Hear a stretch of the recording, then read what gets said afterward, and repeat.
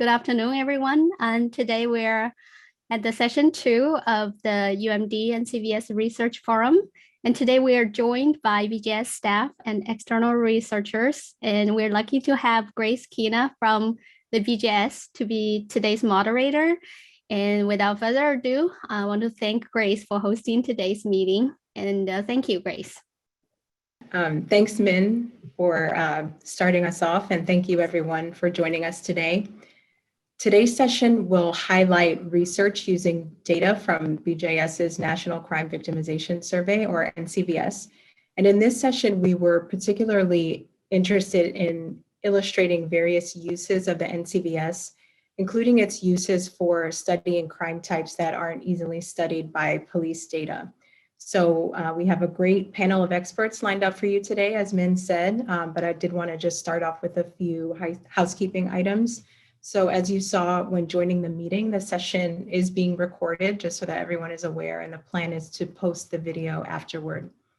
Please stay muted if you aren't speaking. And finally, please use the chat to post any questions or comments as we go along. Okay, starting us off to discuss BJS's stalking data collection and some recent, just a second here. And some recent findings on stalking victimization are BJS statisticians Jenna Truman and Rachel Morgan. In addition to her work in the area of stalking, Dr. Truman has a varied research portfolio, including victimization patterns and trends, the measurement of demographic characteristics, and firearm violence. Jenna also leads the NCVS instrument redesign work. Similarly, Dr. Morgan's research interests and work cover a range of topics such as financial fraud, victim service providers, and the intersection of race and crime. Both Jenna and Rachel hold PhDs in sociology from the University of Central Florida. Rachel? Thank you, Grace. And Min's going to transition to those slides, so we'll just give it a second here.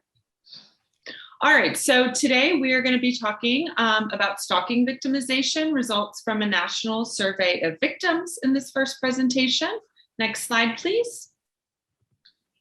And this presentation is going to give a quick overview of the Bureau of Justice Statistics for the folks that are not familiar, a discussion of the National Crime Victimization Survey, or the NCVS, and its supplemental surveys, specifically the Supplemental Victimization Survey, which we call the Stalking Supplement as well, and its methodology and our components of the Stalking Definition. And then I'm going to turn it over to Jenna to talk about findings from a recent BJS statistical report, Stalking Victimization 2019. Next slide. Thank you. Okay, so BJS, next slide. So BJS is the United States' primary source for criminal justice statistics. It is a statistical agency within the Department of Justice and is one of 13 principal statistical agencies throughout the executive branch of the US government. So many agencies within the government collect data and produce statistics. However, the 13 principal statistical agencies are primarily focused on the collection, compilation, processing, or analysis of information for statistical purposes. So BJS's mission is to collect, analyze, publish, and disseminate information on crime, criminal offenders, victims of crime, and the operation of the justice system at all levels of the government. And BJS was first established in December of 1979 under the Justice Systems Improvement Act of 1979. Next slide, please. So the NCBS and its supplements. So the NCVS is currently sponsored and directed by BJS. The first full year of data collection was in 1973, and it was called the National Crime Survey at that time. And then in 1992, it was redesigned and renamed the National Crime Victimization Survey. It's one of two of the nation's primary sources of information on criminal victimization, along with the FBI's Uniform Crime Reporting Program, or UCR program. And the NCVS was developed to complement the UCR program and measure crimes that were not reported to the police. So the goals of the NCVS, of course, the first being to measure crimes not reported to police, to provide an independent calibration for the UCR program, to provide an indicator of crime outside of these indicators generated by police, to provide a measure of victim risk and to serve as an index of changes in police reporting over time in the population. Next slide, thank you. The NCVS is administered by the US Census Bureau's field representatives or interviewers to persons ages 12 or older from a nationally representative sample of households in the United States. It's a panel design survey, so 7 interviews are conducted over a course of 3.5 years or every 6 months. So for example, if your family left your address or your household, we would still go back to that same household and interview the new family that moved in. So it's address-based. It's a self-report survey. Persons are asked about criminal victimizations experienced during the prior 6 months. And it's incident-based. It collects information about each victimization incident. And then the mode, it's typically the first interview is done in person, and then subsequent interviews are conducted either in person or on the phone, depending on the preference of the respondent. Next slide. So what data are collected in the NCVS? We collect data on non-fatal violent crimes, so rape and sexual assault, robbery, aggravated assault, and simple assault. We're interviewing people, so we let the FBI collect data on murder, and we don't do that. We collect data on personal larceny, so this is purse snatching and pocket picking, and then the property crimes of burglary and trespassing, motor vehicle theft, and other types of household theft. The NCVS provides data on characteristics of victims and crimes for the population and for subgroups within the population. So we collect demographic information of persons, including age, race, Hispanic origin, sex, marital status, so we can disaggregate data by those characteristics. It's the main source of national data on topics including reporting to police, hate crimes, intimate partner violence, crimes against persons with disabilities, injury, non-fatal firearm violence, and the cost or consequences of crime to victims. More information is available on the BJS website. And then next slide. So in addition to the core NCVS, or what I was just talking about, we call that the core survey. Short topical surveys or supplements are administered at the end of NCVS interviews to eligible respondents. These supplements are typically in the field for 6 months, so either from January through June or July to December of a given year. And they allow BJS to capture the changing landscape of crime or collect data on new or emerging crime types without interfering with the core NCVS and the crimes collected within that survey. So the current supplements include the identity theft supplement, the police public contact survey, the school crime supplement, the supplemental fraud survey, and then the supplemental victimization survey or the stalking supplement. Next slide. So to date, there have been 3 administrations of the SVS, or the Supplemental Victimization Survey, 2006, 2016, and 2019. And we purposely left the term stalking out of the supplement name in order to minimize respondent bias. There are many definitions of stalking. Some people may not know what stalking means, and so it was easier and made more sense to just call it something else at that point. The SVS was administered to NCVS eligible respondents. So this is persons that completed an NCVS core interview, 18 or older in the 2006 administration. And then in the 2016 and 2019 administrations, we lowered the age range to 16 because there were no national level data collections on stalking for 16 and 17-year-olds. Next slide. So the instrument was redesigned for the 2016 administration. It was redesigned to include updates from the Violence Against Women Reauthorization Acts that occurred in 2005 and 2013. So specifically elements of presence, or whether the stalking occurred within the US waters or US territories, elements of intimidation, emotional distress, and then cyber stalking. The 2019 instrument was largely the same as the 2016, but there were some minor modifications we made based on the 2016, and then also on feedback we received from the Census Bureau interviewers.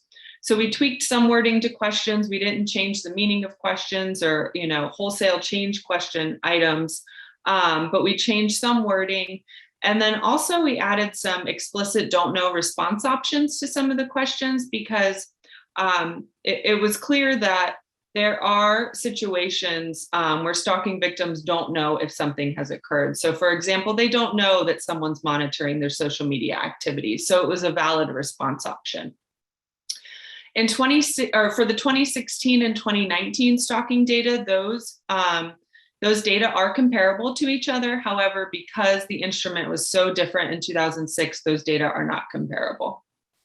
Next slide. So for our stalking definition, it includes 5 elements. The first being unwanted contacts or behaviors. So these can be traditional behaviors like being followed or watched by someone, or cyber behaviors like having your social media activities monitored. Second is a repeated course of conduct. So this is experiencing the same behavior or contact more than one time, or experiencing 2 or more different behaviors one time. So as long as it's repeated.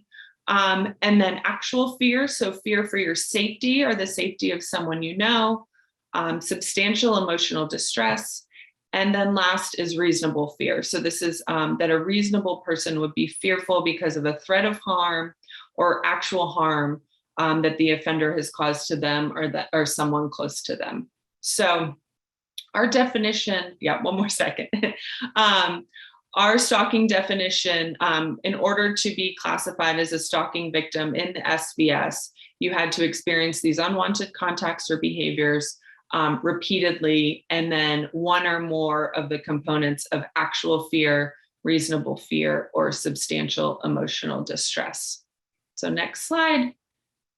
And then this is our definition. So a repeated course of conduct that either caused the person substantial emotional distress or to fear for their safety or the safety of someone else, or that would cause a reasonable person to fear for their safety or the safety of someone they know.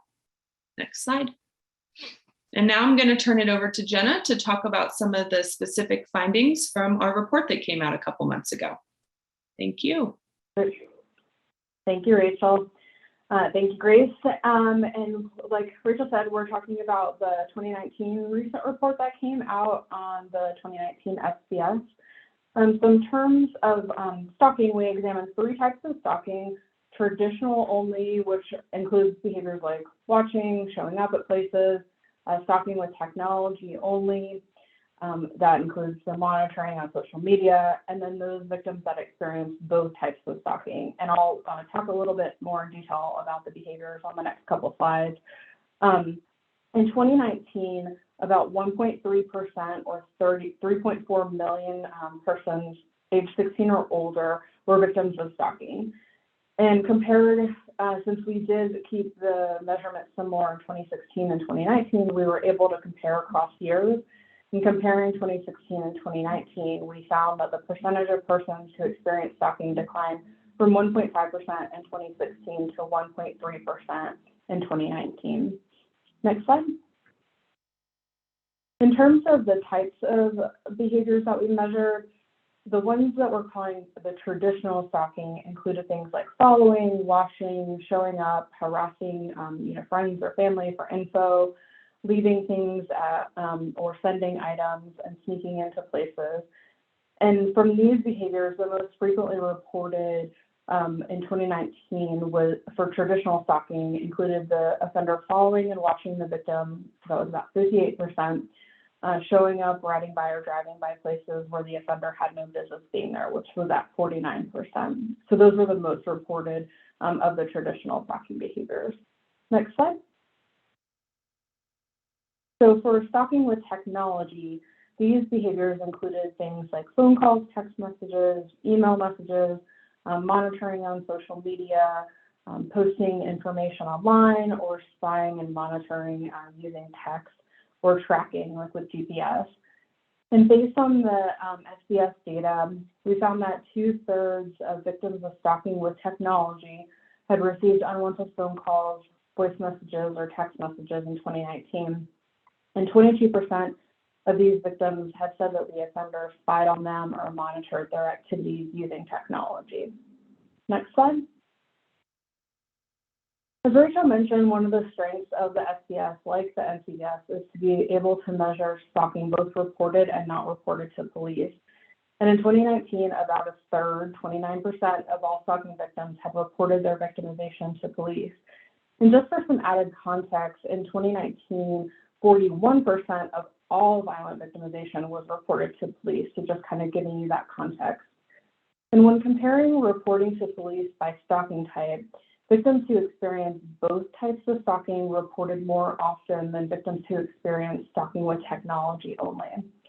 And again, looking at comparison over time, so from the 2016 administration to the 2019 administration of the SBS, reporting to police declined among traditional stalking victims, so it went from 39% to 30%, and then reporting to police increased for those among stalking with technology victims, so that went from 16% to 23% from 2016 to 2019. Next slide. In addition, we're able to look at demographic characteristics of stalking victims, and these findings in particular are from Table 4 in the report. So in 2019, and this is many of these are similar to what we found in 2016 too, females were stalked more than twice as often as males, and persons ages 20 to 24 were stalked more often than persons older than 35 or older. And then when looking at race and Hispanic origin, compared to white persons, stalking prevalence was higher among persons of 2 or more races and persons who were American Indian or Alaska Native. And then looking at income, persons living in households earning less than $25,000 annually were stalked more often than persons living in households earning $25,000 or more annually. Next slide. And looking at stalking by the victim-offender relationship, you can see that most, so 67% of stalking victims knew their stalker in some way.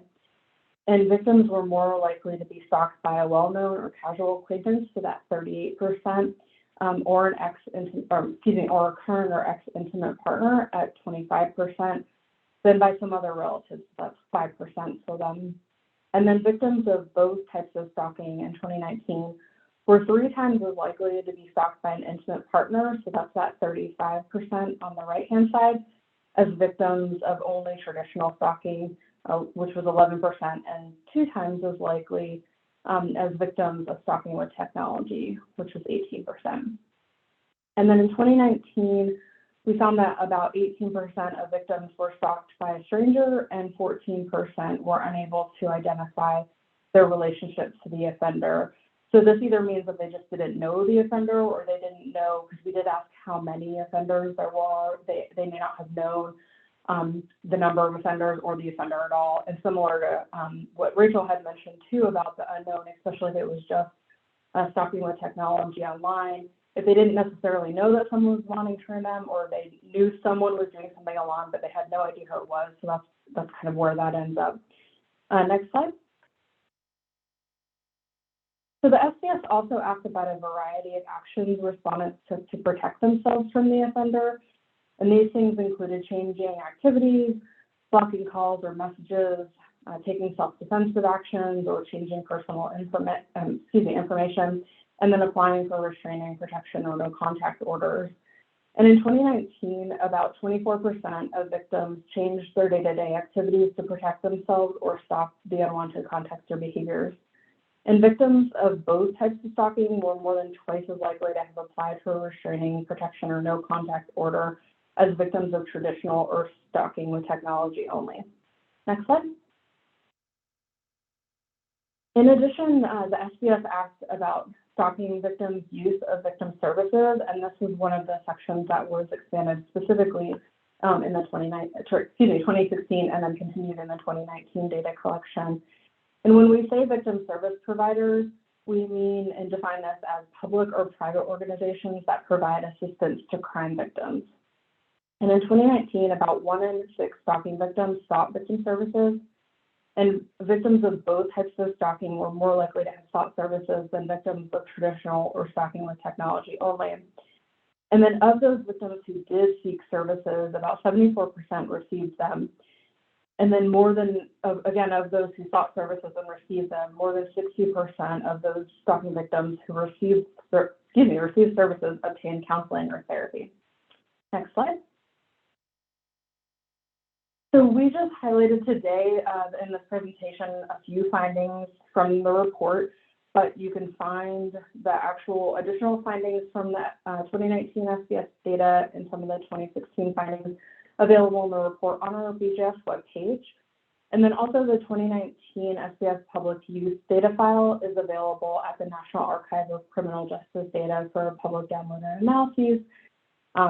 Next slide. So we just want to thank you all for your time today, and we will look forward to answering any questions after all these presentations. And we have our contact information if anyone has questions. Thank you, and I'll turn it back to Grace. Thanks so much, Jenna and Rachel. And then I'll give you a minute to pull up the next set of slides. And just a reminder to everyone to place any questions or comments in the chat, and we will engage in a discussion after all of the presentations. So next up, to talk about criminal victimization, the NCVS's flagship publication, we have BJS statistician Lexi Thompson. Ms. Thompson's portfolio of work currently focuses on school crime and youth victimizations, hate crime, and victim service providers. Lexi holds a BS in Statistics and Economics from the George Washington University. Lexi? Thank you, Grace, for that introduction, and thank you everyone for attending the presentation today. So as Grace mentioned, I'll be talking about what happened with crime in 2020, according to the NCVS. And the findings from this presentation stem from the two criminal victimization 2020 reports that I co-authored with my colleague, Rachel Morgan. Next slide. I'll do a brief overview of the NCVS since Rachel gave a great overview in the previous presentation. I'll also discuss the impact of COVID-19 on NCVS field operations. I'll also talk about adjustments and kind of how we approached the data after data collection. And then finally, findings from the two criminal victimization 2020 reports. Next slide. So you kind of heard most of this already. The NCVS is the nation's primary source of information on criminal victimization. It covers a variety of crime types and has been ongoing since 1973. What also makes it unique is that it collects information on crimes both reported and not reported to the police. Next slide. COVID-19 had an impact on a lot of different things in 2020, including the NCVS. So before I talk about what we changed, I'll talk about what happens in a typical year. Typically, NCVS interviews are occurring from January 1st to December 31st all year round through either in-person interviews or over the telephone. And for the purposes of this presentation, I'm going to talk about incoming sample versus returning sample. The NCVS is a panel survey, and so incoming sample refers to households who are entering the panel for the first time, and returning sample are those who are already in the panel. And so for incoming sample, it's particularly important that these interviews for the first time happen in person because it's their first time being interviewed with the NCVS. And so that's for the typical year. And that's what was happening from January 1st of 2020 to about mid-March of 2020. And of course, mid-March of 2020, that's when the lockdown orders came and everything was starting to shut down. And so BJS, in collaboration with the Census Bureau, decided to modify field operations and actually suspend all incoming sample interviews. So no in-person interviews, and then all the interviews for the returning sample were happening over telephone. And this continued up until about July of 2020, where modified in-person visits were starting to be allowed. But again, this is only for a returning sample. interviews were still suspended for incoming sample households. And so from July of 2020 to October of 2020, there were some modified personal visits based on state and local guidance of that area in the United States. And what was really helpful about this was this did allow field representatives to go to properties that maybe were not responding and confirm if the house was vacant or if anyone lived there. And so that helped us classify certain households more accurately rather than just overall non-response. In October of 2020, we brought the incoming sample back into the mix, and we continued to have modified personal visits again based on state and local guidance of the area. Even though modified person visits were allowed during this time period, most interviews were still conducted over the phone. Next slide. This chart here showcases household response rates for the NCVS from January 2019 through December of 2020. And the average response rate in 2019 was 71%. And then the average response rate in 2020 was about 67%. The lowest it reached during 2020 was in May with a household response rate of 63%, but then it did rise again to 72% in September in 2020. And it's worth noting for that time period between mid-March and October, that dotted line on the chart, that response rate is only measured for the returning sample rather than including the incoming sample because those interviews were suspended during this time period. Next slide. So once data collection was complete, we needed to talk with Census about any adjustments to the data to account for these modified field operations. And one of our goals of these discussions were to make sure that the 2020 data was still comparable to previous years and future years of the NCVS. We still wanted to see, did crime increase or decrease compared to 2019 rather than looking at 2020 on its own. And so to do this, there were a series of simulations run with the 2019 data conducted by the Census Bureau to kind of piece together how estimates could have been affected by the difference in the field operations. And so once all these simulations were complete, we made several different adjustments to the 2020 NCVS data. One of those adjustments was doubling the weight for incoming sample households, specifically in Q1 and Q4, to account for the fact that they were suspended during the second and third quarters of the calendar year. We also introduced controls for the group quarter household weights. We controlled those to match for historical values. It was a little bit harder to interview different group quarter households during the pandemic, so those weights were adjusted. And then there were other household control weights developed to weight household distributions by sample type because of how the incoming sample households were suspended. Next slide. Unrelated to the pandemic, there were also some other adjustments made to the 2020 file for the NCVS in relation to outlier weights for certain respondents. Throughout the course of 2020 and 2021, BJS was conducting research to better understand the impact of these outlier weights, or these weights that were kind of significantly larger than maybe other respondents. And throughout this research, BJS found that a small number of individual cases sometimes accounted for 10 to 15% of the weighted annual, of the weighted annual victimization estimates for person-level crimes and 5% for household crimes in some years.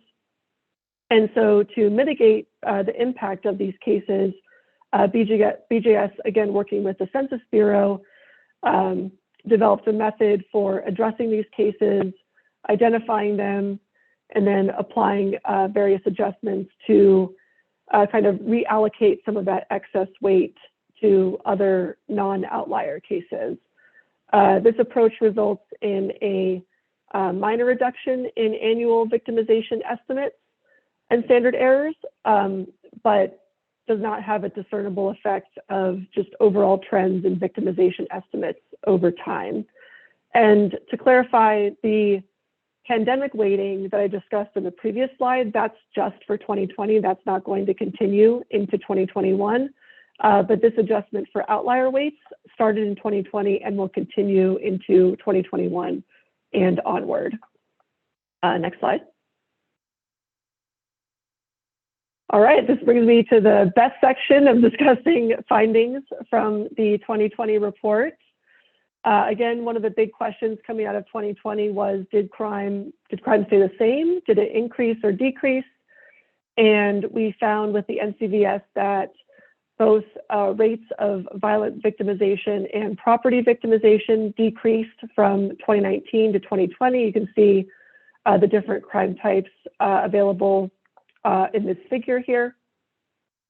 The decrease in the rate of violent crime was mainly driven by decreases in the assault victimization rate, both aggravated and simple assault. And then for property crime, the decrease was mainly driven by decreases in burglary and trespassing. We also looked at reporting to police, since this is the NCVS, and those are not displayed in this chart, but they are available in the report. In 2020, we found that around 40% of violent victimizations were reported to the police, and about 33% of property victimizations were reported to the police. And these percentages are not statistically different compared to what they were in 2020. When looking at certain subtypes of crime, we did find that the percent of intimate partner violent victimizations reported to police did decrease from 58% in 2019 to 41% in 2020. We also found that the percent of burglaries reported to police also decreased from 51% in 2019 to 44% in 2020. And again, these are in the report, but they're not displayed on the slide currently. Next slide. We also looked at the violent victimization rate by different victim demographic groups. We found that across the different demographic groups that we analyzed, violent crime rates either decreased for certain groups or did not change significantly from 2019 to 2020. I won't go through all this slide, but I'll start with maybe the top three demographics. When looking at victim sex, the violent crime rate did decrease for both males and females. When looking at victim race and ethnicity, the violent victimization rate did decrease for white persons and Hispanic persons. When looking at victim age, the youth violent victimization rate declined actually 51% from 2019 to 2020.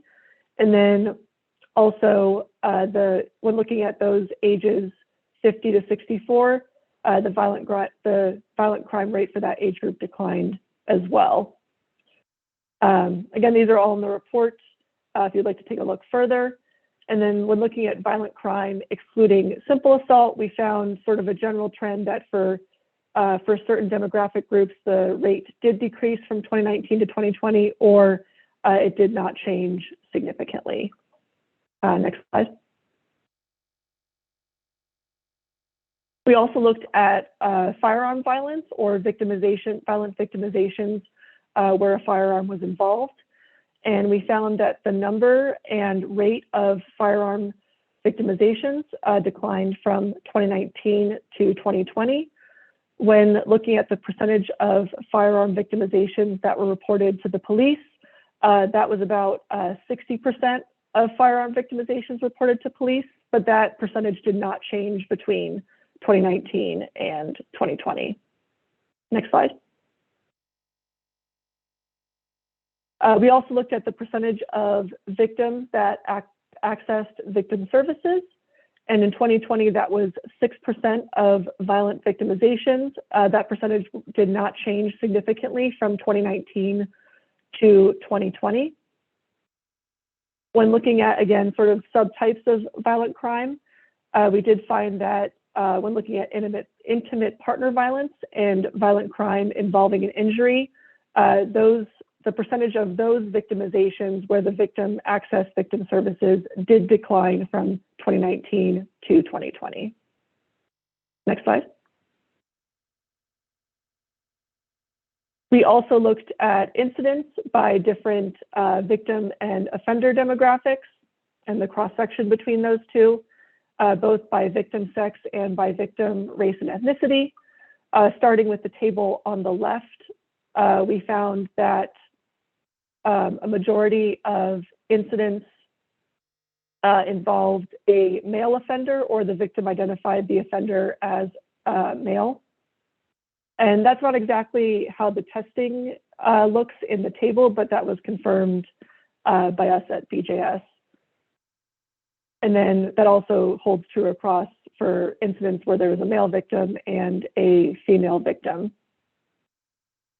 When looking at just female victims, even though a majority of the incidents were identified to have a male offender by the victim, the percentage where the female offender, whereas female victim and female offender was higher than male victim, female offender, even though, again, majority is still male offender.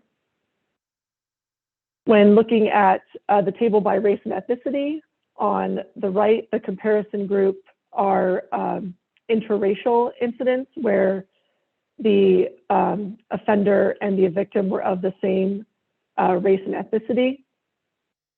And so for both cases where the victim was white or the victim was Black, a majority of those incidents were interracial, about 65 to 70%.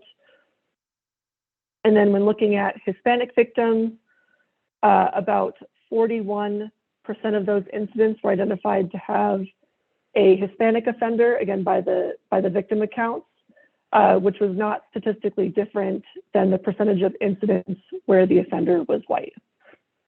Next slide. In addition to victimization estimates, we also looked at prevalence of violent crime, or percent of unique persons who were a victim of violent crime or a victim of violent crime excluding simple assault. And both these percentages decreased from 2019 to 2020. Next slide. And I think we're doing questions at the end. So on the next slide, I have my email and information along with Rachel Morgan, my co-author's information. Feel free to contact us if you have any questions, and looking forward to answering some questions at the end of this presentation. Thank you, Lexi. Reminder to everyone to continue placing questions in the chat. Next, we have our resident expert on crime against persons with disabilities, Dr. Erica Harrell, who will share with us findings from her recent report on the topic. Erica's work also centers around identity theft and workplace violence, and she's authored many BJS reports on these and other topics during her tenure at the agency. Erica was also a key member of the BJS team, along with Lexi and myself, that created the N-Dash, an interactive data visualization tool using NCVS data. Erica holds a PhD in criminology from the University of Delaware. Erica? Good afternoon. As Grace mentioned, my name is Erica Harrell. I am with the Bureau of Justice Statistics. I'm a statistician, and today I'm going to talk about a report that I wrote that was released in November of 2021 on the topic of crime against persons with disabilities. First, I'm going to give some background information, and then I'll give some results from the report. Next slide. BJS has been under a federal mandate to collect and report information on violent crime against persons with disabilities, and we annually have to provide that information. We have been providing it via our public use files, but we have also created a series of reports focused on crime against persons with disabilities. Another reason for researching this topic is because a lot of research on crime against persons with disabilities usually focuses on a particular setting, a certain, like a couple of nursing homes or just one nursing home. And it's not really generalizable to the nation, and they usually do not look at people who are in non-institutional settings, which is what the NCBS does.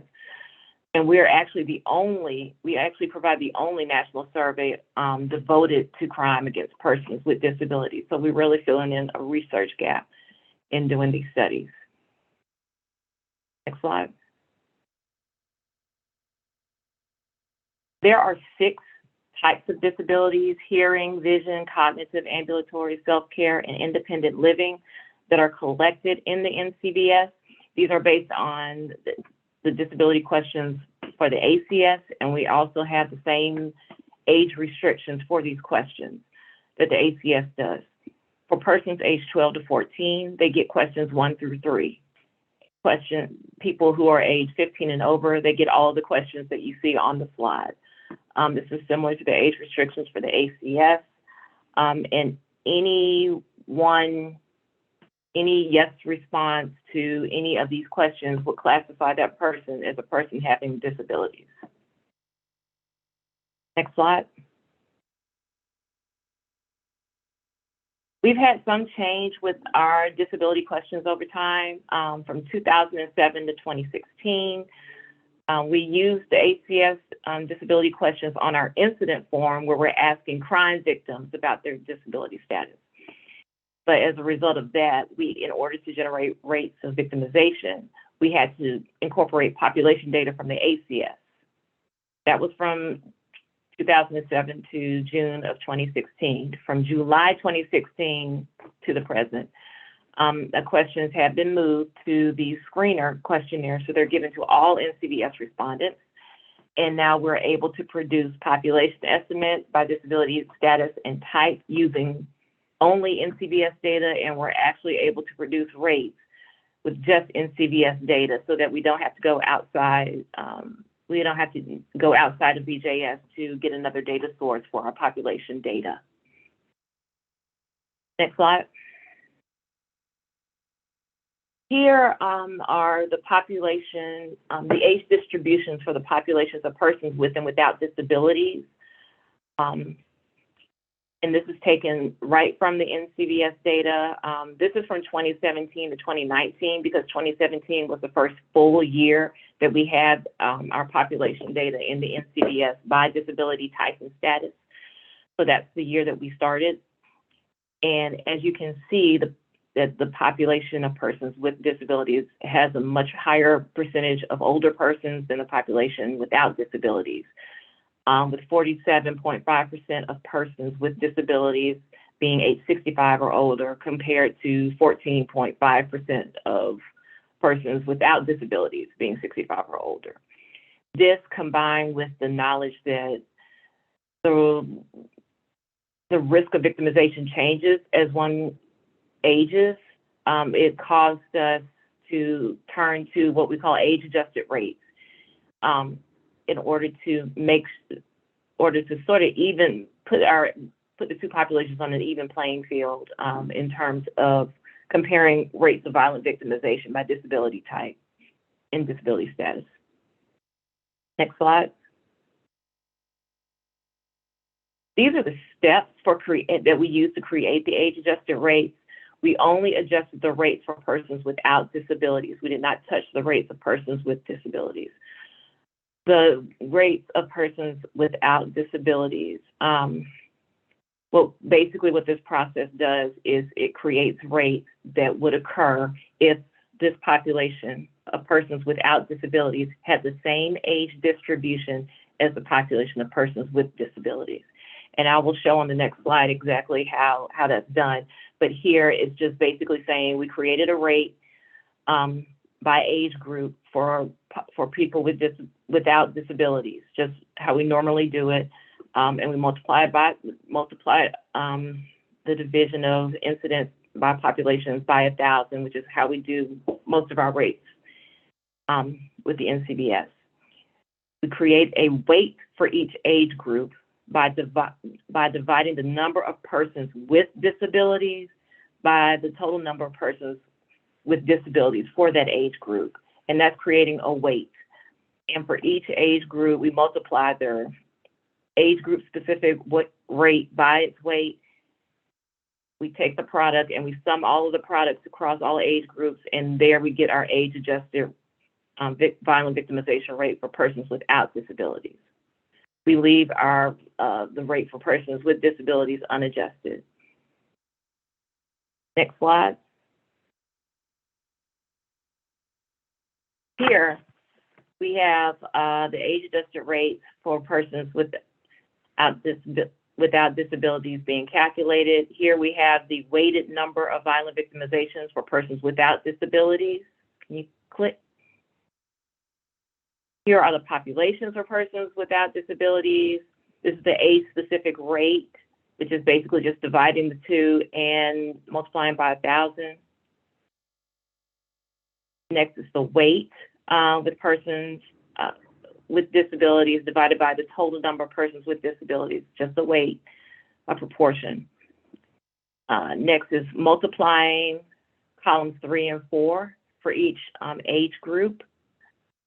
And then we sum all of them at the bottom. There it is, 12.27. That is the age-adjusted rate for persons without disabilities. This is how we calculate that rate for total violent crime and other types of violent crime that are presented in this report. Next slide. Now I'm turning to the report findings. Here we have trends of violent victimization rates by disability status. As you can see, with the longer lines are rates that were calculated with ACS population data, and the bolded lines going from 2018 to 2019 are rates that were calculated just with NCBS data. And the reason why it starts at 2018 is that these rates are 2-year rolling averages. When you're looking at, say, the 2018 rate, it's actually the combination of 2017 and 2018. So we do have those both years of data incorporated there. Keep in mind, the entire report is all based on the non-institutionalized U.S. population, age 12 or older. And basically from this, what we found was that no matter what type of population data we use, persons with disabilities had a higher rate of violent victimization, a much higher rate than the age-adjusted rate for persons without disabilities. These are all age-adjusted rates that you find, that lower gray dotted line and that green bolded line. So yes. Next slide. Here we have rates by types of crime. And essentially, again, it just shows that persons with disabilities have a much higher rate of each type of violent victimization compared to the age-adjusted rate for persons without disabilities. It was several times, the rate for persons with disabilities was several times that of the age-adjusted rate for persons without disabilities. Next slide. Overall, people with disabilities are overrepresented among violent crime victims compared to their percentage in the population. They're 12% of the U.S. population, but were found to be victims of 26% of violent crime, 29% of violent crime excluding simple assault, and 25% of simple assault. Not shown here, but also in the report, they were also found to be victims of about 33% of robberies. So yes, they are very much overrepresented in the percentage of victims of crime compared to their percentage in the population. Slide. We also looked at a couple of demographic groups, looking at sex and race. We found, again, people with disabilities had a much higher rate than those without disabilities. That was true among males, females, and each racial and ethnic group. Now, when we looked at age, those age 65 and younger, they still followed that pattern of having rates that were several times that of persons without disabilities. However, for persons that are age 65 or over, there was no difference in the rates by disability status. Next slide. This slide, we looked at unadjusted rates of violent victimization by the type of disability. As you recall, I said earlier there were 6 disability types. But no matter what type of crime we looked at, persons with cognitive disabilities had the highest rate. As you can see, 83.3 per 1,000 persons age 12 or over as the violent victimization rate. But for each type, they had the highest rate.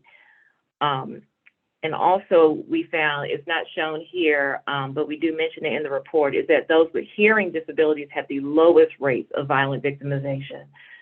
And also the lowest rate of violent crime, excluding simple assault, among the 6 types. Next slide. In the report, we also looked at a few crime incident characteristics.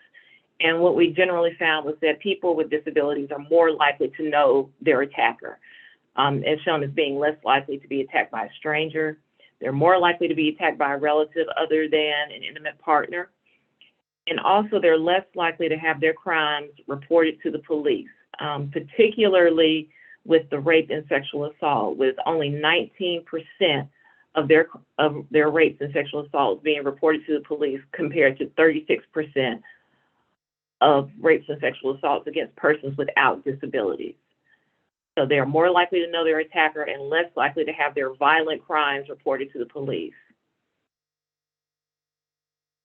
And that concludes the findings that we have from this report. You can go to the next slide. Here are links to the report itself and also to the NCVS page. There you can download questionnaires which do have the questions, the disability questions on there. And I think the next slide, yes, has my contact information, and I'll be looking forward to questions at the end. Thank you. Thanks so much, Erica. Switching gears again, we are now going to hear about research on hate crime from Dr. Frank Pizzella, who is Associate Professor at John Jay College of Criminal Justice and the Program of Doctoral Studies in Criminal Justice at the Graduate Center of the City University of New York. He has done extensive work in the area of hate crime, including authoring and co-authoring numerous publications, providing testimony before the United States Civil Rights Commission, along with the serving as a member of the National Association to Enhance the Response to Hate Crimes with the IACP and Lawyers Committee for Civil Rights Under Law. Frank received his master's and doctorate degrees in criminal justice and criminology from the State University of New York at Albany. Frank?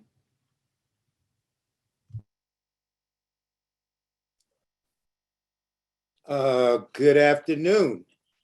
I just realized that myself and the next presenter are probably the only 2 people who don't work for BJS. So, delighted to have been called, to do this presentation. Let me start by saying hate crimes are probably one of the most significantly underreported offenses that you can possibly have. And I'll explain that in a couple of minutes.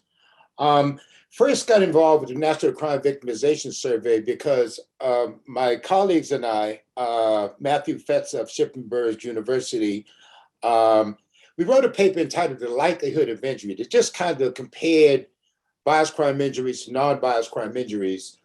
And one of the reviewers, and I could tell they were from the UK, they said, okay, fine, you're going to revise and rewrite, but you need to put some limitations in there about the limitations of using official data. that they talked about this significant underreporting. As a result, we wrote another paper that looked at some of the other injuries, including psychological injuries that you can't tap from using official data, and found more or less the same thing. So since then, we've been using victimization data, and this has been very, very helpful. Next slide. So we begin this idea that the hate crimes are significantly underreported. And you remember former FBI Director James B. Comey, in a presentation to the Anti-Defamation League, this is what he said: "We need to do a better job of tracking and reporting hate crimes to fully understand what is happening in our communities and how to stop it. There are jurisdictions that fail to report hate crime statistics. Other jurisdictions claim there were no hate crimes in their community, a fact that would be welcome if true. We must impress upon our state and local counterparts the need to track and report hate crimes. It's not something we can ignore or sweep under the rug." So there's a significant dark figure of hate crime underreporting, and a major discrepancy between hate crimes as reported by officials, by police statistics, and as you'll see, as reported by victims. Next slide. So hate crime reporting program began in 1990, 1992, police agency. This is a voluntary participation program, the hate crime reporting program. It increased from 2,771 in 1992 to 14,500 in 2013. And mind you, the 14,500 are just those police agencies that actually reported. That's only 75% of the number of police agencies we had at the time. So what I say to the press when they call me is I say, we start with a statistical disability. 25% of police agencies don't even report. And of those report, you'll see they report zero hate crimes. So between 2004, 2012, UCR annual hate crime reported a mean of about 8,770 single bias incidents per year. During that same period, NCS reported a mean of 269,000 hate crime victimizations per year, of which 106,000 victims claim to have reported. Now, let's be clear, we're talking in some sense apples and oranges. We're talking incidents versus victimizations. To give you a sense of that, if you remember the Pulse nightclub shooting about 5 or 6 years ago, wherein 54 people died, I think Orlando reported 3 hate crimes, but to them that was an incident. But yet we know that there were 54. We know that there were 54 victims. So, what are some of the reasons why that explain the difference between the UCR and NCVS estimates? Well, 2 categories of reasons: victims underreport and police misclassify. Why do victims underreport?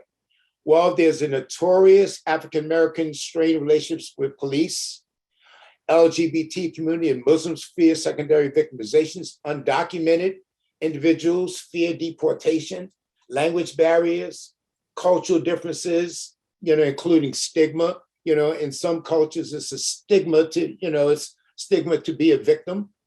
And reference to the previous presentation is almost a normalization of hate crimes by disability victims who may not even know that they've been a victim of a hate crime. And then there's fear of retaliation. Second category of reasons: police misclassify hate crimes. Of the, let's say, and I've been tracking this all the way up until this year, of the, let's say, 90 of the number of police agencies that participate in hate crime reporting program, almost 89 to 90% report 0 hate crimes every year. And that, kind of got our attention and kind of made us want to, look at some of these, look at this analysis and look at this dark figure of hate crime underreporting. So, so what are some of the reasons? Both individual officers and police agency factors, encourage and discourage reporting, ambiguity in legal definitions of hate crimes, absence of training, ineffective implementation of top-down hate crime policy. One of the things I talk about when I talk with police agencies is that you have to be very, very clear about what your policy is. There's a lot of, believe it or not, something like paperwork will deter a police officer from wanting to classify something as a hate crime.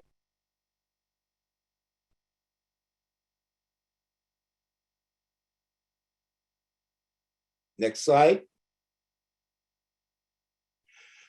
So, so this gives you an indication of what I'm talking about. You see in 1991, total bias incidents, and the number of police agencies that have participated in hate crime reporting program has grown, and I've since extended this up to 2019. And as you can see, it has grown significantly, up to 14,500. But look at what has happened with total bias incidents.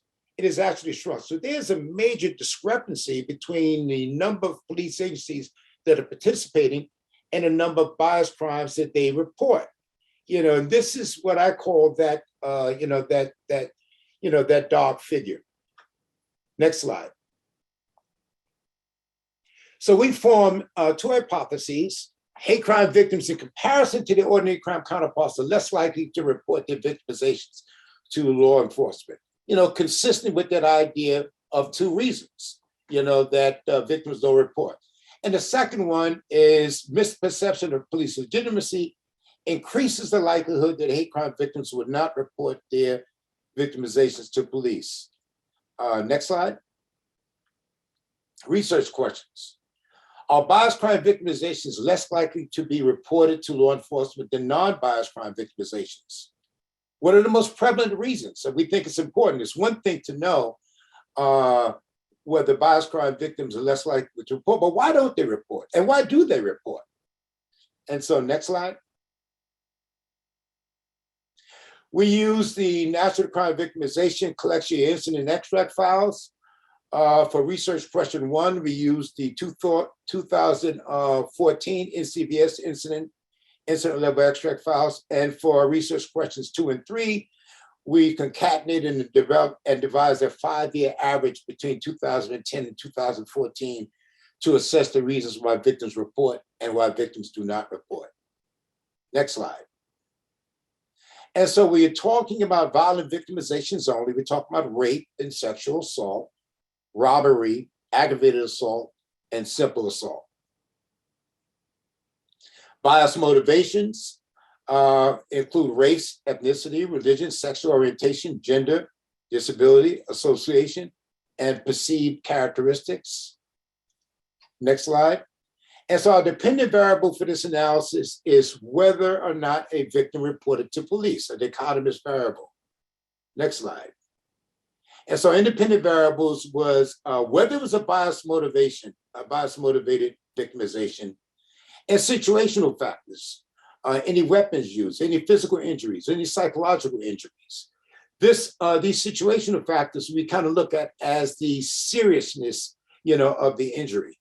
Offender variables include multiple offenders, whether the offender was a stranger, perceived drug, alcohol use, and then finally victim characteristics, including gender, race, ethnicity, educational attainment, and age. Next slide. So analysis includes both provide some descriptive statistics and logistic regression using stepwise model, whether victims reported to the police or not. Next slide. And so here, what we see is this is descriptive information. Now, this is not just bias. This is overall for 2014 NCVS violent victimization. So we could see that overall, just about half reported and half didn't report it, but only 9% of these overall victimizations were bias motivated. The majority of them did not use a weapon. Majority also had no physical injuries. Interesting, Any psychological trauma, this is one of the unique aspects of the NCVS is because it asks psychological trauma questions, unlike the UCR. And it's interesting that almost 75% of these overall victims said that there was some psychological trauma. Most of the number of offenders was most of the time it was only one offender, and enough the offender was more likely known. No perceived drug use, and as you could see, the gender was split in half, 50 to 49. Most of these victimizations were white, almost 76%. Hispanic, non-Hispanic, 84%, and half of these victims had more than a high school education, and most were single, and between the age of 12 and 24 represented about 54.8% of the victims. Next slide. So interestingly enough, just looking at this bivariate analysis, we see that less than the likelihood of reporting if it was a bias motivated victimization is almost 6% less than it would be than if it was a non-bias motivation. Interesting. When we add in the next equation two, when we add the seriousness of variables, any weapons use, any physical injuries, any psychological injuries, we see the likelihood reported if it was a bias motivated victimization almost remains the same, minus 5.28 compared to non-bias motivations. And but as you can see, the situational variables that we have there, any weapons used, 93.2% more likely to report any physical injuries, 83.2%, any psychological injuries, 84.1%. Now these variables are reasons that we included that non-biased victims would more likely to report. But for biased victims, again, it remains somewhat flat. Look at what happens when we step in offender variables. Where there is more than one offender, the likelihood of reporting is increased by a likelihood of 48%. Offenders a stranger, 6%, perceived drug use, 7.8%. But look at what happens when it's to bias motivated accounts. It actually suppresses the reporting to the tune of about negative 14.1%. Then we look at victim characteristics. And again, if it's male is the least likely to report.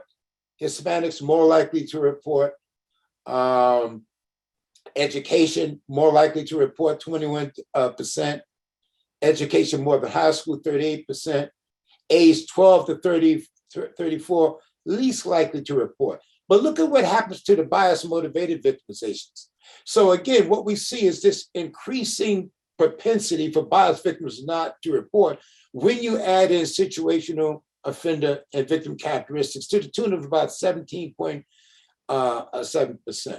So this begs the question of, well, why do victims report and why don't they report? Next slide. So generally, when we wrote this paper in a publication called The American Behavioral Scientist, we generally put the reasons for not reporting first, but I'll talk about this. So why do people report? Well, almost 50% of the time they're reporting to stop the incident, to prevent future incidents against myself, or prevent future incidents against others. So that's why people report. Next slide. Importantly, well, why don't people report? Interestingly enough, we found it, we were intrigued by the idea that almost 17% of the victims, and this is a 5-year average, said that they didn't report because it wasn't important to police. Police inefficient, 7.5%. Police bias, 5%. That's almost 30% of the reasons why victims don't report has to do with their, with their belief and in the legitimacy, of police. And then if you notice up there, reported to a different official, that's a whole different analysis there on why people might report to a different to a different official. Next slide. So, I mean, clearly, all analysis have limitations. Some crimes are overlooked by the NCVS, vandalism, and intimidation offenses. And yet we're talking about the victim's perception of victim as to a biased motivation. Specific bias types cannot be addressed with the data. We wrote this then, maybe some of these things can be addressed right now. It's one of the questions I have before BJS now, particularly as it relates to gender and gender identity. Next slide. So as a wrap up, victims of bias crimes were significantly less likely to report victimization to police.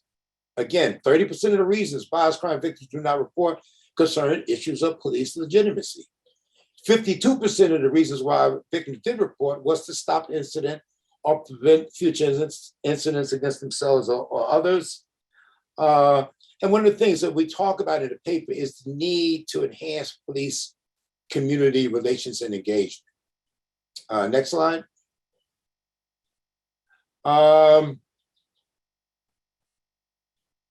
Further research. So we've looked at injury, but we haven't looked at injury by bias motivation. So that's what we expect to do in the future. Study for psychological trauma from property victimizations that were bias motivated, and to look at patterns of relationships to victim characteristics, such as juveniles. And I believe, next slide, I believe that's it. Thank you. Thank you. So we're eager to greet our final presenters today. They will be sharing about their work on relationships between psychological distress, help seeking, and victim services. Dr. Tasha Houston is an assistant professor at Western Carolina University and is a graduate of John Jay College. Tasha has published research on a variety of topics. Her current interests focus on victimization, particularly sexual victimization, and mental health issues within the criminal justice system. Dr. Julie Siddiq is an associate professor of criminal justice at the University of North Texas at Dallas. Her research interests include sexual assault, violent victimization, and racial ethnic disparities in crime and justice. Tasha and Julie. Hi, everyone. Good afternoon. Thank you for having us here today. Tasha and I are here to share some of our findings from a research study that we published a few years ago. And both Tasha and I had used the NCVS previously for other studies and had found some of the variables related to post-victimization experiences really interesting and underutilized. And so we decided to kind of take a look at some of the experiences of victims post-victimization, and particularly with regards to mental health and emotional health. And so that is how this project got started. So the title of our project is Psychological Distress, Formal Help-Seeking Behavior, and the Role of Victim Services Among Violent Crime Victims. Next slide, please. So as an introduction, though we've seen significant crime declines, a significant number of Americans continue to experience violent victimization. And we know from other research that victims of crime, violent crime like robbery, aggravated assault, simple assault, and rape and sexual assault experience serious harms. They can be physical harms, they can be financial harms, but also emotional distress as well. And so while physical harms are more easily recognized and measured, as well as financial, sometimes the extent of mental and emotional health consequences can be a lot more difficult to calculate. And so we were interested in investigating sort of that aspect of the victimization experience more. Next slide, please.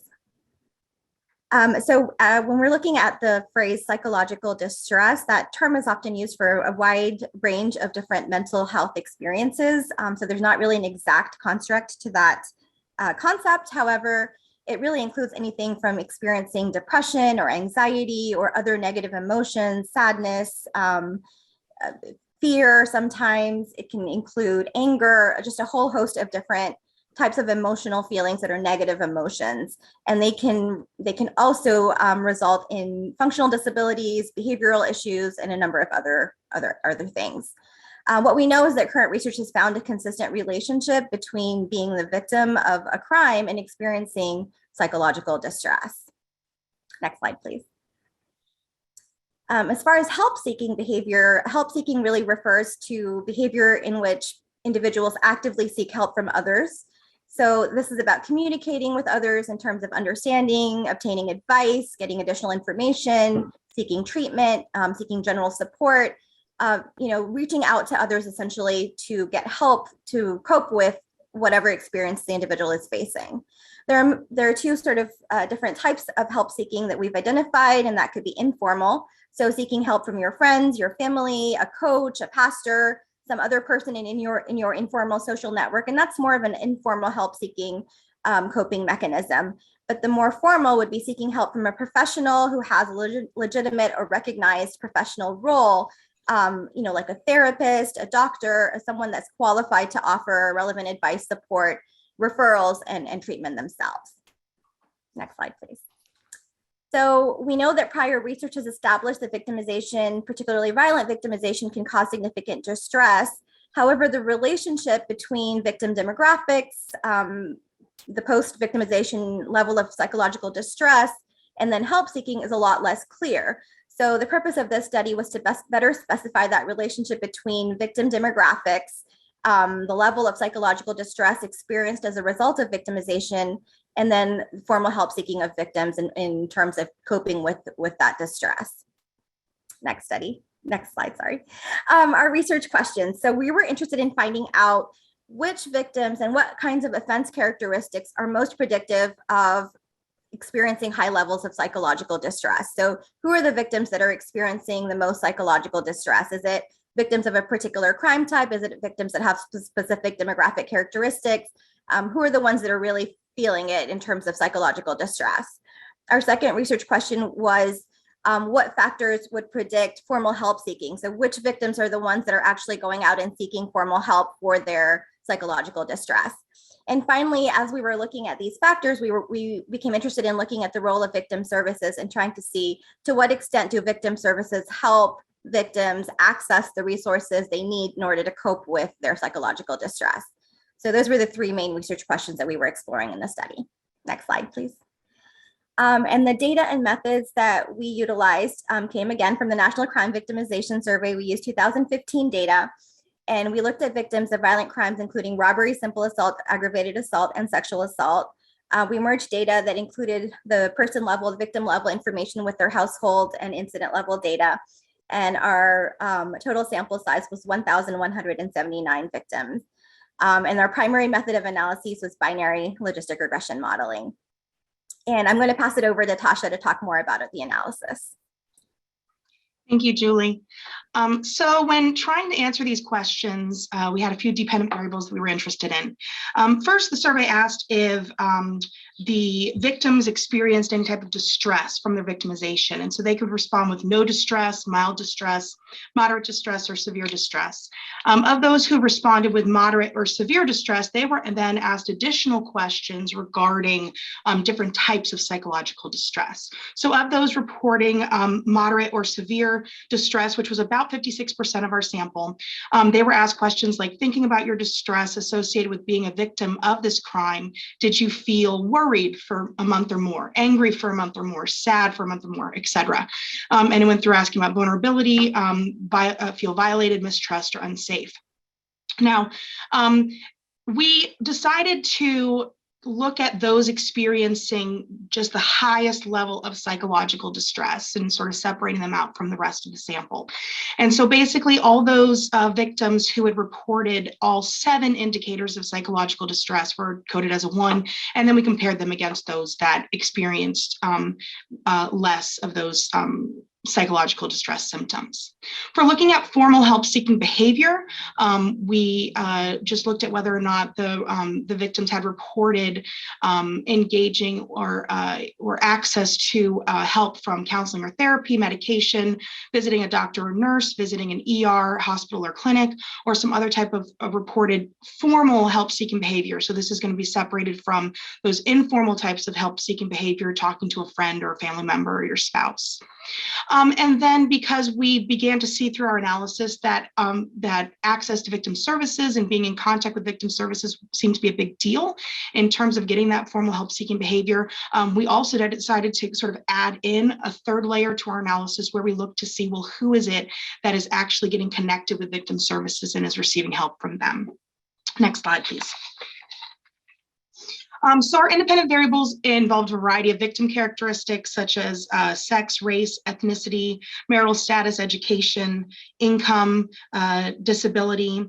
It also included offense characteristics like the type of offense, whether it was aggravated assault, robbery, or sexual assault. Whether it was perceived hate crime, whether there was the incident was reported to police.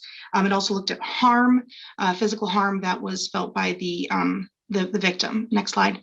And so what you'll see here is just a breakdown of what we saw from our sample. The majority of our sample was female. Average age was about 38 years old.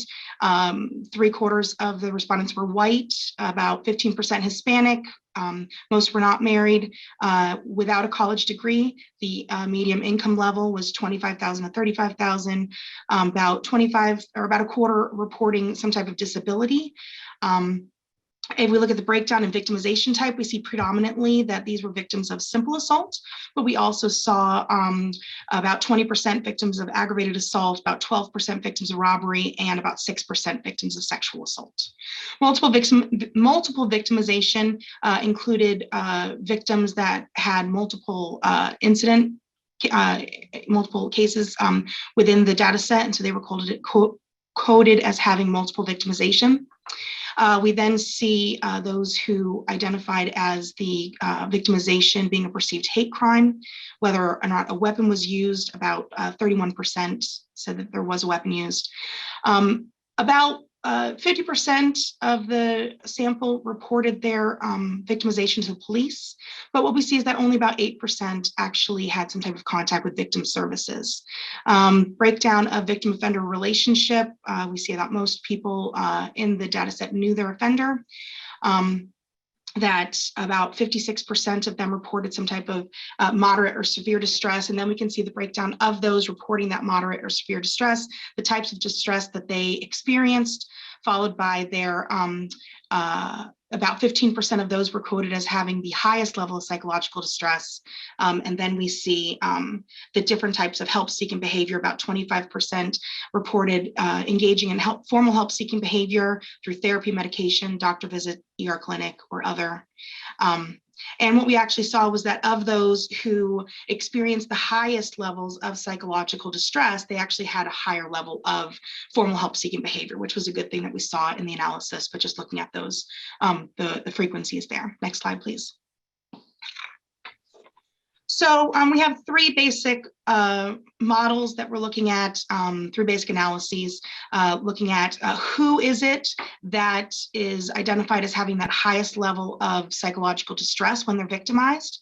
The second was who is it that is actually getting that formal help-seeking behavior, that's actually getting help for their victimization distress.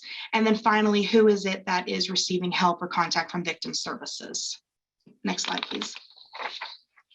So there's a number of variables that were excuse me, significant when looking at predicting the highest level of psychological distress.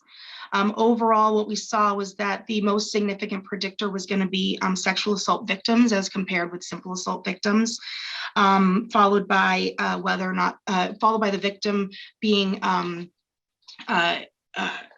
hurt by their intimate partner. And then we also saw it being a perceived hate crime as having a large influence on the victim's psychological distress. Some other variables that were significant, females reported higher levels of psychological distress.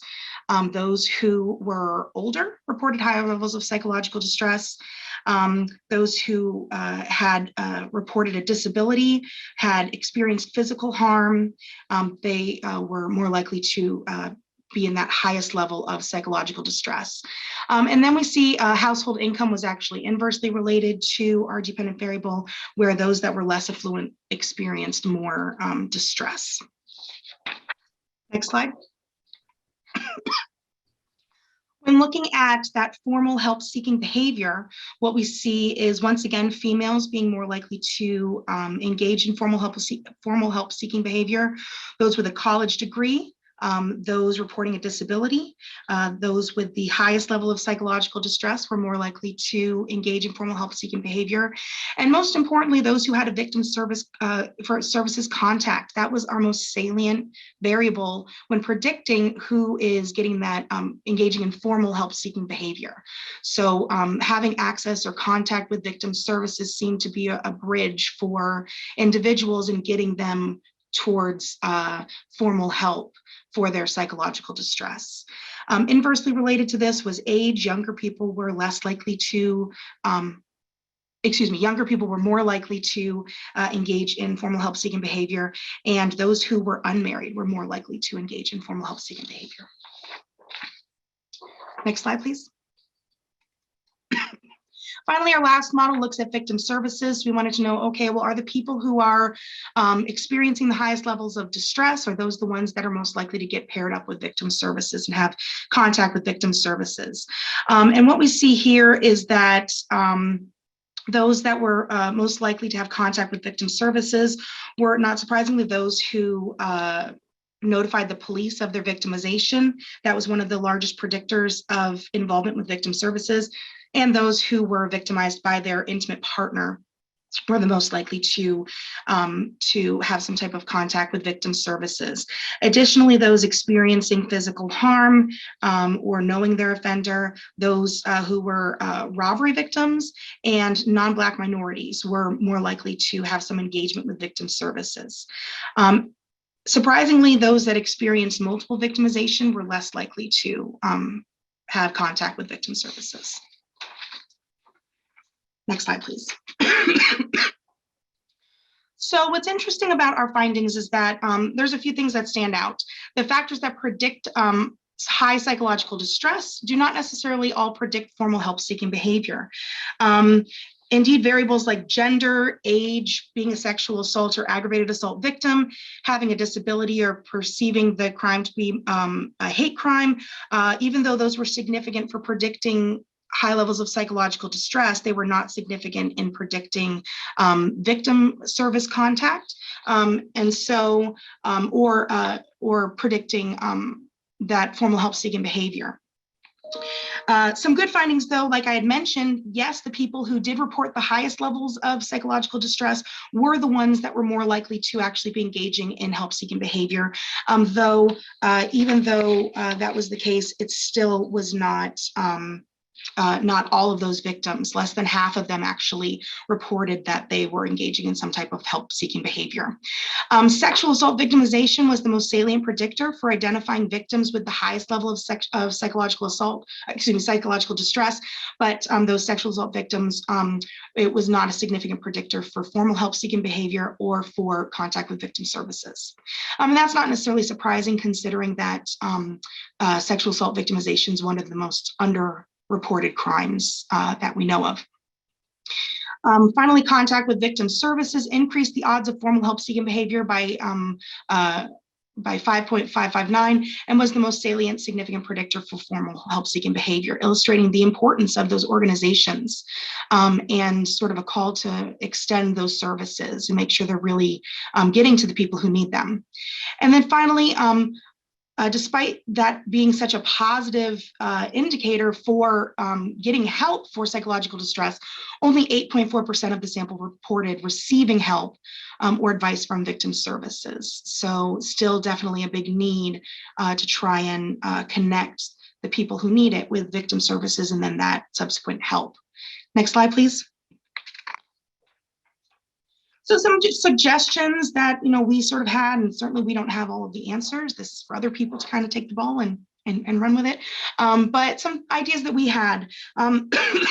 We know that there are screening tools that that have been used for identifying which victims are at the highest risk for post-victimization psychological distress. Those are used more commonly with victims of intimate partner violence, but maybe extending the usage of those tools to other types of victims to try and identify who are those people that are really in need of some help and getting them connected to the people that can help them. Further coordination and communication to connect victims to services, especially those who do not report their victimization to police. So as we saw, reporting your victimization to the police did significantly increase your contact with victim services, but there's a lot of people that don't report those crimes to police. So how can we make sure that those people who maybe are not ready to or don't desire to contact the police, how do we make sure that they are getting connected with those victim services? And then finally, like moving forward, trying to understand barriers that prevent access or desire to use available services or to seek help following victimization. So just trying to understand, like, what are the barriers to people getting this help following their victimization? I think that's it. Next slide. Yep, that's it.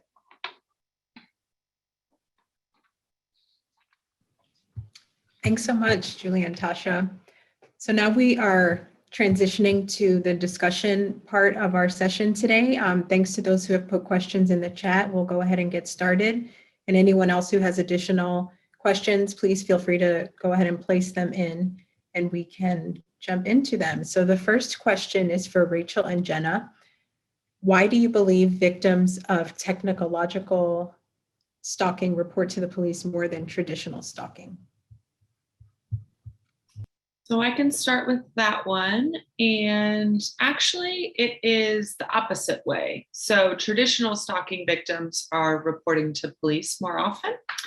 And I'm not going to hypothesize why, but on the flip side, we do have a table in the report. I'm just opening the report one second, that talks about what the reasons why they didn't report to police. So we can look at it is table 2 in the report.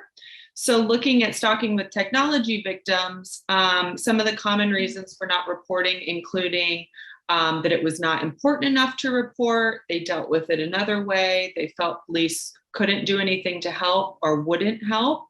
And another reason would be that they feared the offender. So table 2 in the 2019 report has some more details, but that's a quick overview.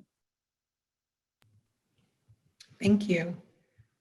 So another question, this would be for Erica. What proportion of the victimization of disabled persons occurs in institutional settings, hospitals, and schools? And Erica, before you answer, I did just want to note that the presenters' responses are their own and they don't reflect the views, opinions, thoughts, policies of BJS. Thank you, Grace. We couldn't look at that percentage because the information that we get is based on the NCVS, and the NCVS is a household survey. It's not based on information from institutions, so I can't really speculate as to how much, what proportion of crime against persons with disabilities occurs in institutions.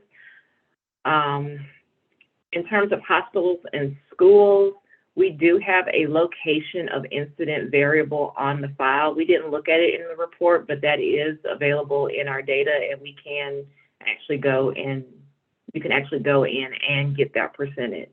But in terms of the institutions, we can't really speculate.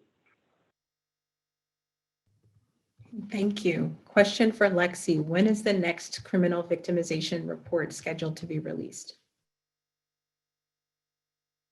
Yeah, so the Criminal Victimization 2021 is currently slated to be released in September of this year, 2022.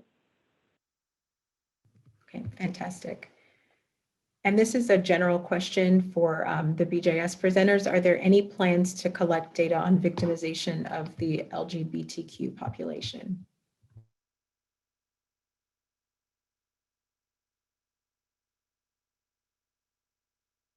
Jenna, I think you're on mute, or at least I can't hear you. I was double muted. Sorry. Thank you, Lexi. No problem. Anyhow, yes, we are actually currently collecting sexual orientation and gender identity on the NCVS.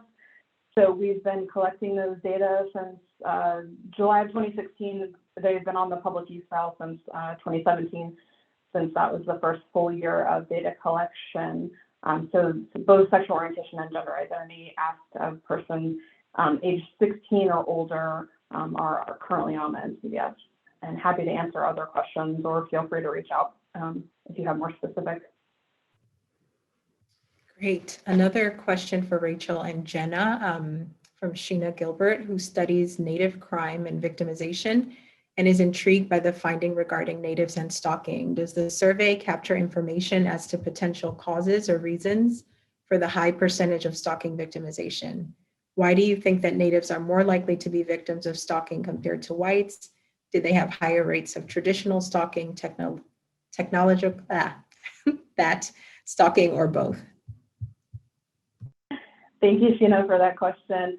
So the SBS doesn't necessarily collect reasons why, but there are potential other correlates, I think, that you could look at within the data files to kind of determine why they might have been at a higher risk.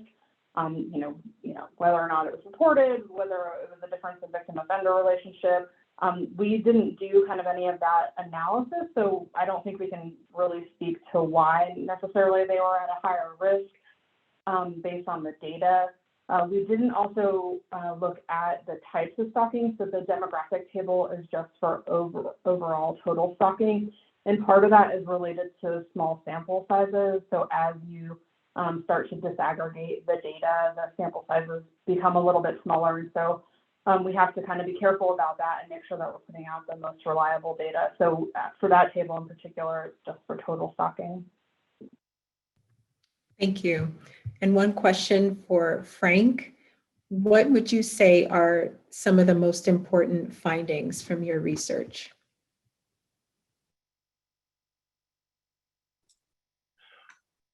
One is that significantly victims do not report. Whatever policies, whatever statutes that we have are not based on empirical data, because we know that most people don't report. I think we need to get an understanding, of why people don't report, as well as why people do report. I think that the contribution of our research basically is for practitioners. Advocacy agencies need to encourage victims to report. It's important because policy is made on the kinds of injuries, the kinds of things that happen to victims, as well as police. They need to understand that there may or may not be certain groups who are least likely to report, and to reach out to them and to really kind of make that connection. But clearly, when you have a situation where 89% of the participating police agencies report zero hate crimes for the police agencies who do report, we really have a problem. So I think we need to both get police agencies as well as advocacy agencies to talk, as well as victims to report, as well as victims to be encouraged to report. Thank you. Another question for the BJS presenters. NCVS data is collected in languages other than English, but it appears that the data available on ICPSR do not indicate which data are collected in which languages. Is this type of data available to the public, and perhaps I'm just overlooking something, or is this data not available to the public?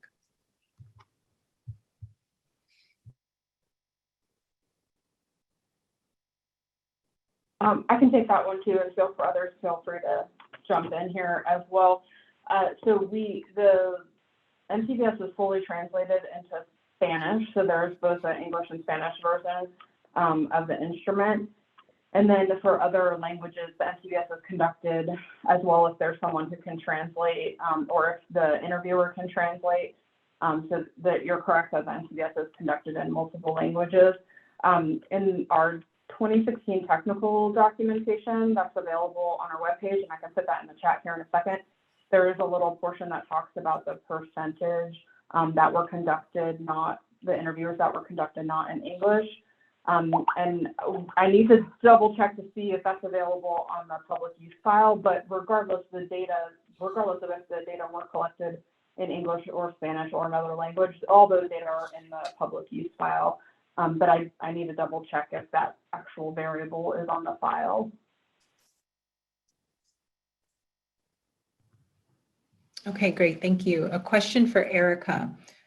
What are your thoughts on how the switch to using ACS population data has gone? I mean, using NCVS population data versus ACS, and whether that's been a good change for measuring crimes against persons with disabilities? I think it's a good change because there are differences in how the ACS and the NCVS define non-institutionalized settings. So you're not really getting an apples to apples match when we're using population data from the ACS and NCVS crime data. It's close, but it's not the exact same settings. I think the ACS uses more settings that the NCVS considers to be institutional or transitional, such as domestic violence shelters, homeless shelters, which the NCVS we don't cover. So I think it's better to use the NCVS at this point, using all the data from one data source. I think it is a bit better because of the difference in the definitions of how non-institutional settings, how the two sources differ and how they define those settings. Thank you. Question for Frank. Is there research on different police agencies and their different views on hate crime? Sorry. Do you hear me? Okay. Yes. There are some police agencies in which we talk about as implementing best practices. You know, at this time, I'm going to shamelessly plug my book, The Measurement of Hate Crimes, in which the last chapter I talk about best practice. The Oak Creek Police Department, Seattle, NYPD. Some of these police departments have distinct policies with respect to trying to unwind this phenomenon of hate crimes. But by and large, I would say outside of the larger police departments, and as you know, most police departments, about half of the 18,500 police departments in the United States have less than probably 10 officers, do not have significant hate crime policies, but there are some. And most of the departments that have a significant engagement, with this kind of offending, really kind of get it trying to engage the community, so kind of makes the argument what I was talking about yesterday about why we need sub-national data to kind of take a look at what are some of the regional differences. And those regional differences can often be broken out by police department. Thank you, Min. Thank you. Another question that dovetails with what you were just talking about for the hate crime. Is there any study on finding the spatial variation of different levels of hate crime reporting issues over different scales of spatial units? To be continued. That's where we're at right now in the research. Not that I know of, but that's what we're working on. Because understanding that significant spatial variations, hate crimes are very regional. They're regionally nuanced. Hate crimes here in New York City are primarily anti-Semitic, but they may be different than they are in Georgia, or Florida, so, and as well as variations in both the bias categories as well as bias types. We suspect that one of my pet peeves with, there was a question about, are there going to be any efforts to include LGBTQ victims? I don't think that we'd lump them all together. I think lesbian, gay, bisexual victimizations may be very well different than transgender and gender identity victims. So to the extent that that we kind of break those kinds of things out, where victims are more likely, certain kinds of victims are more likely to be in certain places, we need that kind of spatial analysis, I think. Thank you. Question for Tasha and Julie. Have you faced any multicollinearity issues with your data? Could you let me know if you encountered any issues with missing data? Yeah, so this research, we published it in 2019, so it is a few years old. So I'm trying to remember off the top of my head. But I mean, obviously, we went through the any general data analysis as we were doing that, checking for assumptions and checking for multicollinearity, and didn't have any issues. That would be problematic. I mean, obviously, any variables that are going to be correlated, you're going to have variables correlated in order to have something that's significant, but nothing that was correlated to a level that would be problematic for the analysis that we ran. As far as missing data, in this process of kind of learning the NCVS, we were a little nervous at first when we saw our numbers drop from like 1,100 down to 650 or so. And then we realized, oh, well, that's because this supplement was only asked of these certain people. And we realized that sort of skip pattern to it. So there is one part of the analysis that looks at help-seeking behavior, and that one's only going to be including those people who reported moderate or severe levels of psychological distress. And so if you see a difference in the end, it's not missing data, it's just that was a subset of the population that was asked those questions. Great, thank you.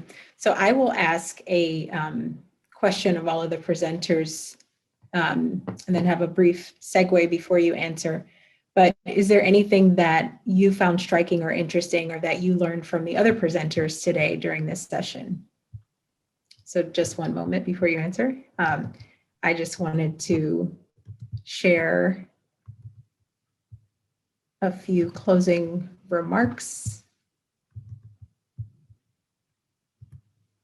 So here are some NCVS resources that I wanted to point to, including some of the issues that came up today. Our homepage, where you can subscribe to our newsletter and any products that are forthcoming, more information about the NCVS, the questionnaires, links to where you can access the data, and on specific topics, including the Redesigned, hate crime, the subnational program, and all of the supplements. We have a new data tool that we mentioned, the N-, a link for that is available. And then the plan is to post this recording at the BJS multimedia page once everything is finalized. And then I wanted to make a plug for the next session, the next and final session in this forum, the NCBS user workshop, where my colleagues and I will be going over different aspects of the survey and how to use the data. And that will be next Thursday, May 4th from 1 to 3. If you have more questions, please feel free to follow up on specific topics with the individual presenters. And if you have general questions about the NCVS specifically, please send them to us at askbjs@usdoj.gov. We're also on social media. And that concludes my remarks. So I will turn it back to the presenters to answer the question about anything that you learned or found particularly interesting from the presentation today. And we can just go in order of presentations if that works for everyone. So Jenna and Rachel. So I would say one of the interesting things that we found is how many victims are experiencing both technology stalking and traditional stalking. And there seems to be, just with all the technology-based applications we have these days and things we're doing online, there's really like an interconnectedness with all of these different behaviors. So I would say that was one thing I found most interesting. Jenna, anything else to add? No, I don't think so. I think just to kind of go off of like others' presentations, I think Tasha and Julie in particular with the victim services, it shows, so in the stalking supplement, we expanded the questions that we were asking about victim services. And so I think your research points to how important those questions are and how they are correlates of both the victimization and then other correlates of, those seeking services. And if I can just make a plug for the instrument redesign, in addition, kind of based off the work that we did in the Stalking supplement, we're also expanding the victim services measures as we look forward with the Ncbs instrument redesign, including barriers to seeking services. So your work really shows the importance of that. So I think that is a good thing. And I think it was interesting for us to be able to report those that sought services and why they may not have sought services or might not have received services in the Stalking supplement as well. So.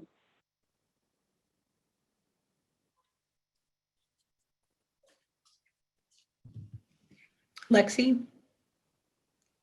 Yeah,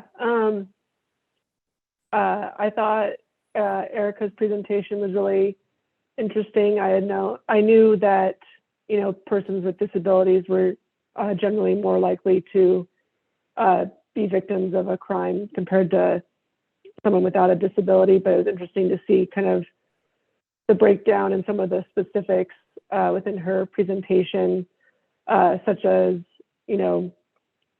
that they're less likely to be attacked by a stranger, or some of the different offender or incident specific differences between victims with disabilities and victims without disabilities.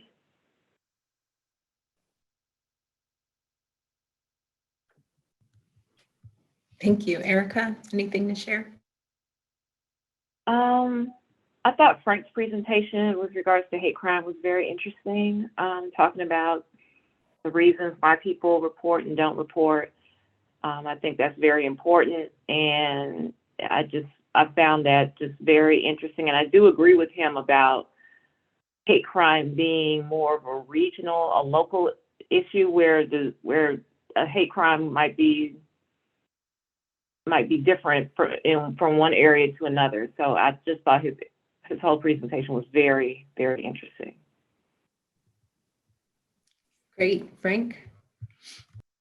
Well, thank you, Erica. I appreciate that.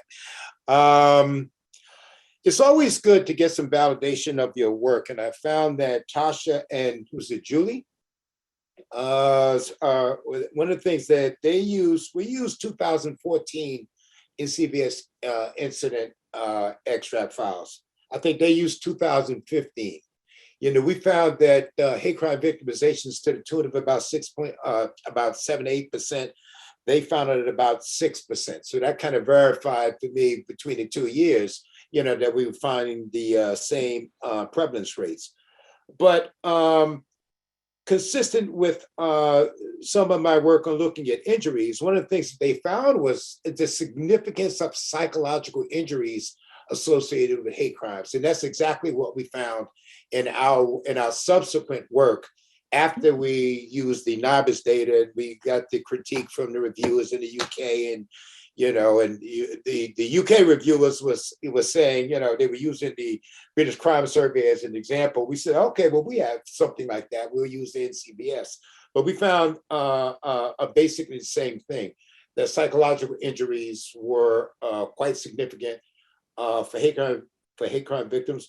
But in my presentation, we found it's psychological injuries. People, more than physical injuries, psychological injuries is really something that's characteristics of victimization generally. But them finding that that psychological victimizations was significant just kind of validated some of our work. Excellent. Julie and Tasha? I'll go first. So of course, as a researcher, as I'm listening to these amazing presentations, light bulbs are going off about things that I'd like to study more. So definitely with regards to disability, I mean, I look at sexual assault, and so I think I would be really interested in further studying that relationship between disability status and victimization risk for sexual assault. And I thought that was very interesting.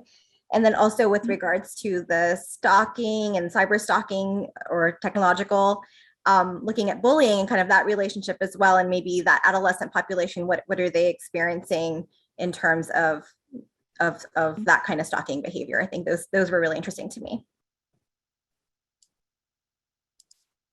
I was going to tie back my answer to Frank, so he kind of beat me to the punch there. But absolutely, just kind of like noticing the overlap in some of these things, and how we found that hate crimes was a big predictor, or perceived hate crime was a predictor of high levels of psychological distress, and then tying that into, we know psychological distress is a predictor of re-victimization, and so it's really sort of thinking of the bigger picture of how these all of these topics that we're kind of looking at like interconnect, and I thought that was kind of neat. Additionally, I was going through our paper that we had written, and I realized how many BJS authors that we cited. And so just like seeing all of these reports from, those of you working currently at BJS and doing this really important work, it's very valued amongst us in the field, and, us academics that are trying to do this research, and I thought all the presentations today were great. And I was like, oh, there's a 2022. I'll have to look up that I have to download that article and, put it in my repertoire of things that I'm going to, cite next time. So I just thought everyone did such a great job, and it was really interesting and diverse research. Thanks so much for those reflections. Min, I will turn it back over to you to close us out. Thank you, Grace. I think I really enjoyed seeing all the exciting research out there. And also I want to thank the BJS for hosting today's event, and also for you all participating in sharing your research. I hope this will be useful for people who participated. And as Grace mentioned, we will post the recordings and also the slides. And I hope to see you next week on May the 4th, and I think Wednesday. And so that we'll be together and to see how to use the data if you could. Thank you all for participating today.